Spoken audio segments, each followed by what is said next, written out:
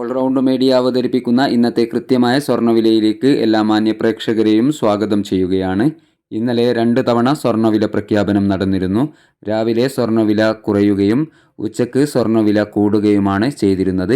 ഇന്നലെ ഉച്ചയ്ക്ക് സ്വർണ്ണവില പ്രഖ്യാപിക്കുമ്പോൾ അന്താരാഷ്ട്ര മാർക്കറ്റിൽ ഔൺസിന് $4,864 പരിധിയിലായിരുന്ന സ്വർണ്ണവില ഇന്ന് ഉയർച്ചയോടുകൂടി $4,966 പരിധിയിലാണ് എത്തിയിരിക്കുന്നത്.